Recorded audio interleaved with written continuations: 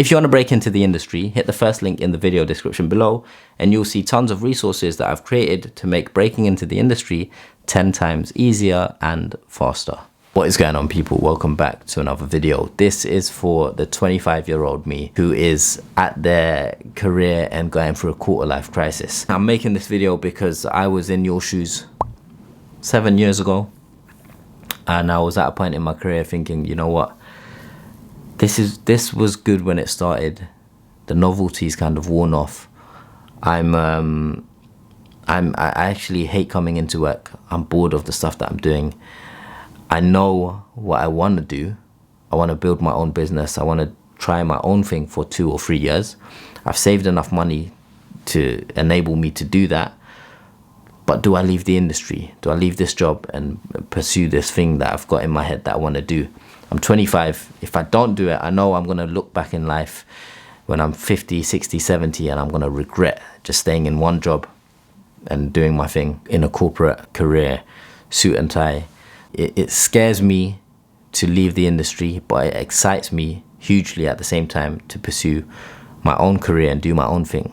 What do I do? So that's literally where my mind was at 7 years ago. If you're having this kind of quarter-life crisis, it doesn't need to be to this extent, or it doesn't need to be about quitting your job and doing entrepreneurship, content creation, YouTube, etc. If you're currently 2, 3, 4 years into the world of work, into your career, and you're thinking, this isn't what I thought it would, you know, be. This isn't turning out to be what I assumed working would be like. I don't like the people I'm working with, or I'm not in a career that I find fulfilling. I'm bored at work. I'm doing something that I'm actually not even interested or passionate about. Or you feel like, oh, you've fallen into this career because you were on the internship bandwagon, and then you got the grad scheme, and then you did a rotation, and you've ended up where you are right now. Here's some advice that I think will be useful for you to kind of get some perspective and hopefully make the right next step in your career. So I would say to you, you need to step back, you need to zoom out. What I did when I was in your shoes right now, I got a piece of paper and I wrote 1 to 25 years, 1, 2, 3, 4, 5, all the way to 25. Those were the years of my life that have been done, tick. So, and I blocked them. I wrote, all right, this was primary school, secondary school, internship, career, and you know, the last 2 or 3 years was the current role I was in. So you should do something similar. So it's good to just map out where your mind is at and where the last 25 years have been spent. Like, what have you done with your last 25 years? And then look at that and see how you feel about that. What were your favorite years? Don't just focus on academia and work. Focus on, like, you know, sports, hobbies. What did you enjoy doing? And then what you want to do is continue that, or get another piece of paper and write 25 to 50. So I wrote 25, 26, 27, all the way down to 50. And I wrote what I wanted, like vaguely, nothing's going to go to plan, but what I wanted it to play out as, or what I would like, what would be a good 25 to 50, given my 1 to 25 has been done. What lessons have I learned? What do I want 25 to 50 to look like? And I was focusing from a career perspective. You can do this exercise for your personal life. You could do it for your health and fitness, your diet. You could do it for your business. But in this instance, since you're going through a 25 quarter life career crisis, let's do it for career. So 25 to 50, what do you want it to look like? And you can write, you know, most people will write, block it like different chunks or blocks, and it will be promotion, earning this much, promotion, earning this much, buy my first house, do this, do that, have this car, whatever. Everyone's is going to be different. But what I want you to focus on after you do that, do it vaguely. It's not like a perfect science. I want you to answer the question, am I in the seat right now that is going to enable me to get to where I want to be when I'm 30?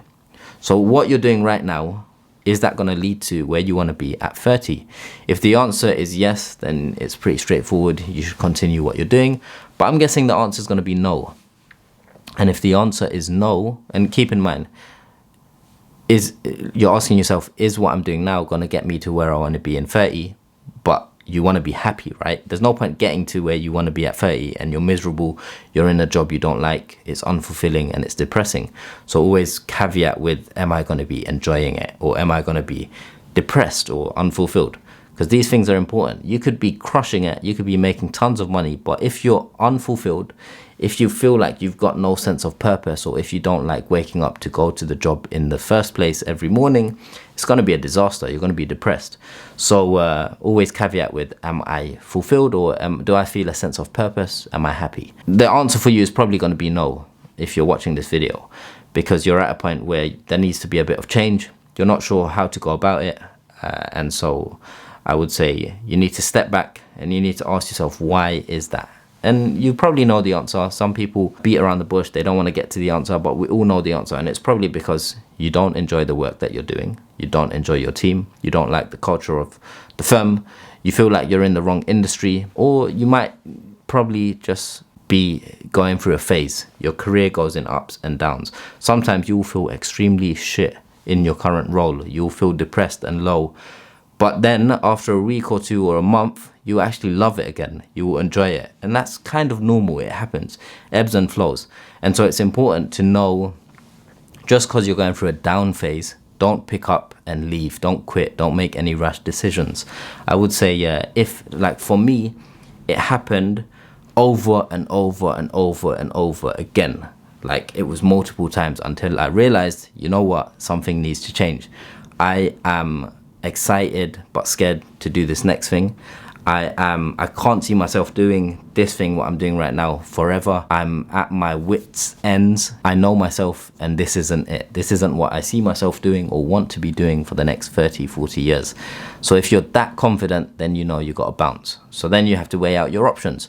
What do you want to do? If you want to be in a different career or industry, you need to start making tactical moves. You need to start putting yourself out there, even if it's hard. You need to start networking, meeting people, use LinkedIn, use the internet, use different avenues, whether it's social media, company websites, but LinkedIn's your best shot. And start networking with people and getting your name out there. Build your personal brand, build your LinkedIn, make sure recruiters are aware of you as an individual so that you can put yourself forward for these new opportunities. If no one in the world knows about you, no one's going to give you any opportunities. So if you want to make that move, if you want to leave your current role and go on to do better things, you need to put yourself out there. Also, I want to say, you want to have a safety net. Always focus on safety net. You don't want to make any rash decisions, and beggars can't be choosers, right?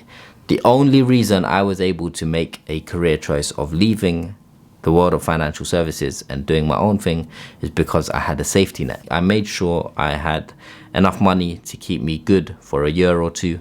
I made sure if things didn't work out, I had a plan B. I made sure I had enough time to execute that plan B. So you need to do those things as well. So sometimes you're going to have to endure through the pain and keep going through what you're going through for another 3, 4, 5, 6 months, because in that time you want to build up your nest egg. You want to save some money so that you have that safety net to take the biggest risk of your life and do something completely different.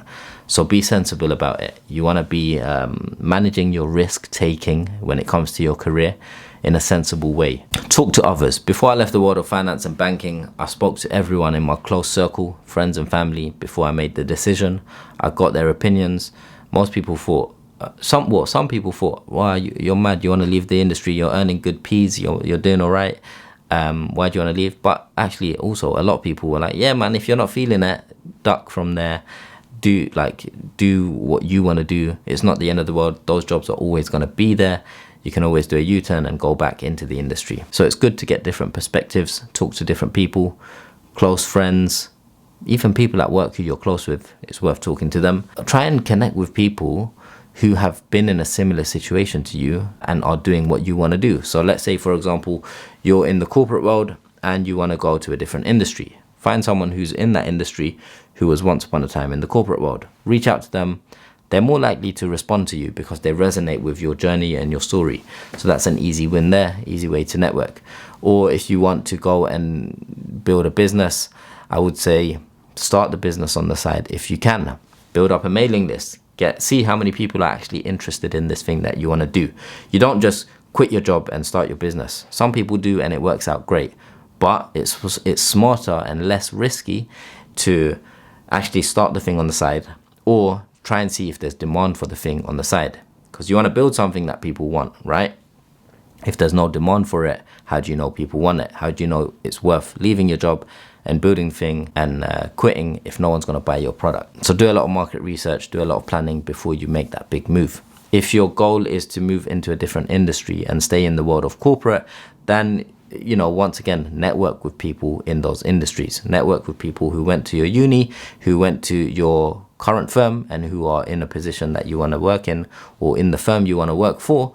Chat to them. Be open. If you're going to spend 30 minutes of your time talking to them, make sure you buy them coffee or buy them lunch, whatever. Build those connections, network, and you'll be all right. Also, go on holiday. Take a break. Sometimes you just need to take a break. You need to go away for a week or two. Even if it's on your own with a few friends, you just need to unwind. Because most times, trust me, you're working too hard and you can't think clearly. So taking a break where you don't look at your emails, you don't do no work, will oftentimes give you the clarity that you're seeking and the clarity that you need to make the best decision going forward. Let me know in the comments what other issues you're facing if you're going through a quarter life crisis. Anything that's specific to your situation that I haven't mentioned, let me know below. If you made it to the end and you want some more advice that I think will be relevant for you, check out this video and I'll see you in the next one. Peace.